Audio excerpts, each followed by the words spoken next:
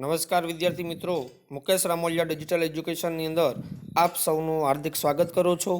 વિદ્યાર્થી મિત્રો, ધોરણ 10 સામાજિક વિજ્ઞાન પાઠ 7ની અંદર આજે આપણે ટોપિક ભણવાનો છે આપણા વારસાના જતન માટે આપણી ભૂમિકાનું વર્ણન કરો.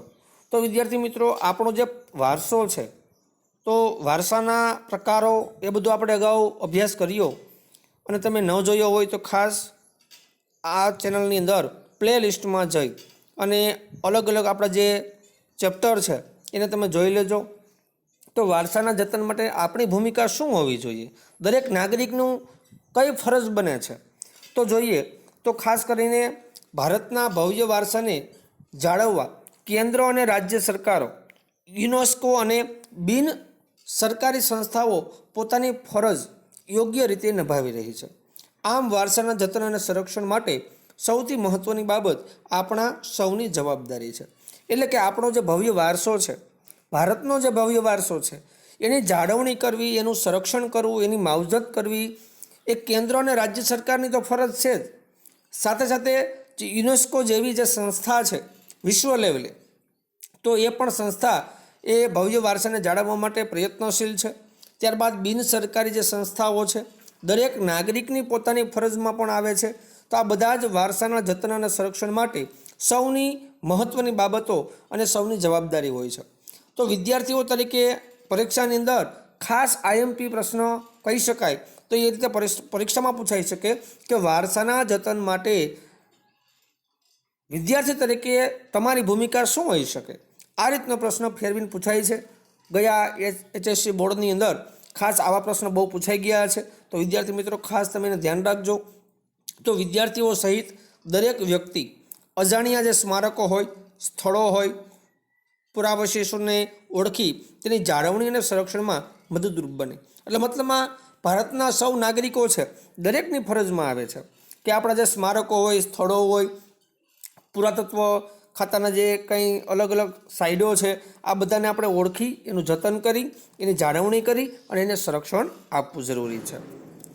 આ ઉપરાંત વારસાની યાદી તૈયારી કરી તેની ચોકસાઈ રાખે, સ્મારકો નષ્ટ ન થાય, તેની તોડફોડ ન થાય, તે ચોરાઈ ન જાય, તેની કાળજી પ્રત્યે સતત અધ્યયનશીલ રહે તે પણ જરૂરી છે.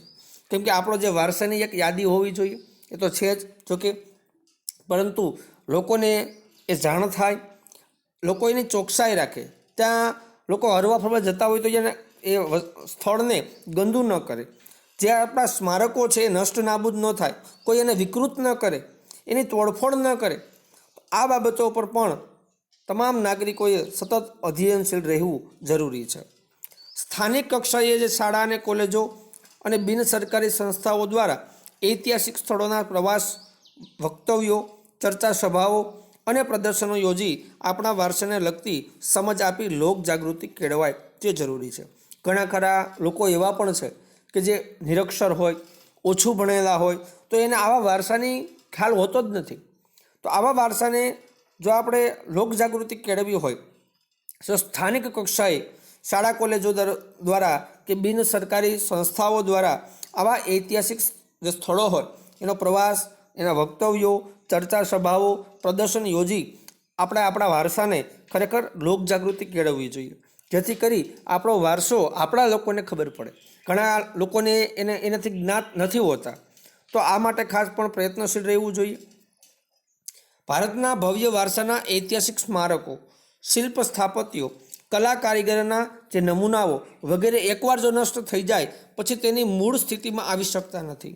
માટે તેનો નાશ ન થાય અને તેને મૂળ સ્થાનેથી અન્ય સ્થળે ન જાય તેનું પણ ધ્યાન રાખવાની સૌની પવિત્ર ફરજ બને છે. ઘણી વખત આપણો જે સ્મારક જે છે એ પ્રાચીન હોય છે, જે સ્થળ હોય અથવા તો જે સ્મારકો છે, શિલ્પ સ્થાપત્યો છે, કલા કારીગરો દ્વારા જે બેનમૂન નમૂનાઓ તૈયાર થયા છે, એ એકવાર જો નષ્ટ નાબૂદ થાય તો એને ફરી વખત મૂળ સ્થિતિમાં લાવવા એ ખૂબ જ કઠિન કાર્ય છે. તો એવું ન થાય એ માટે ખાસ એના માટે ખૂબ જ ધ્યાન રાખવું એ દરેક નાગરિકની ફરજ બને છે. આપણે આપણી પારંપરિક કલા અને હસ્તકલાઓને પણ કોઈ પણ ભોગે બચાવવી જોઈએ, જેથી કરી આપણે આપણી આવનારી જે પેઢી છે એને કંઈક આપણે આપી શકાય. એ માટે ખાસ તમે અહીંયા અલગ અલગ ફોટોગ્રાફ્સની અંદર જોઈ શકો છો કે ભારતની અલગ અલગ જે સ્મારકો છે અથવા તો શિલ્પ સ્થાપત્યો કલા કારીગરો દ્વારા જે નમૂનાઓ તૈયાર થયા છે એ ખરેખર ભવ્ય છે. ભારતના વિશાળ અને વૈવિધ્યપૂર્ણ વારસો ધરાવે છે, જેમાં પ્રાચીન સમયની અંદર વાવ, ઝરણા, તળાવો, જળાશયો અને સરોવરો વગેરે જોવા મળે છે. તેની વર્ષા ઋતુ દરમિયાન ખાસ કાળજી લેવાની આપણે સૌની નૈતિક ફરજ બને છે.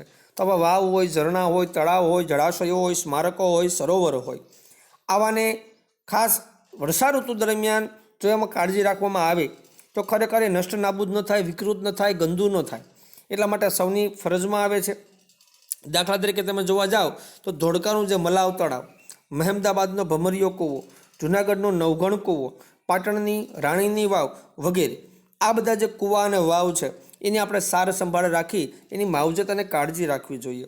આમ આપણા મૂલ્યવાન વારસાના જતન અને સંરક્ષણ માટે આપણે અસરકારક ભૂમિકા નિભાવવી જ પડશે. તો જ આપણે આપણા વારસાને બચાવી શકીશું અને આવનારી જે પેઢી છે એને કંઈક આપણે ભેટ સોગાદ આપી શકીશું કે આપણા પૂર્વજો કે જે કાંઈ રાજા રજવાડાના સમયગાળા દરમિયાન જે કાંઈ આપણને આપ્યું છે એ બચાવીને અમે તમને આપીએ છીએ.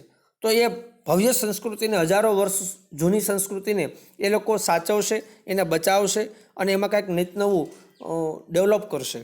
તો આ રીતે વિદ્યાર્થી મિત્રો, આપણે વિદ્યાર્થી તરીકે જો પૂછાય તો પણ આપણે આ પ્રશ્નનો જવાબ લખી શકાય છે.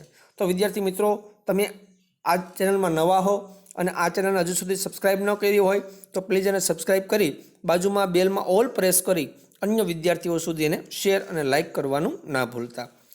બાકીના વિડીયો આપણે આવનારા વિડીયો લેક્ચરની અંદર જોઈશું. ત્યાં સુધી રજા આપશો. જય હિન્દ, જય ભારત.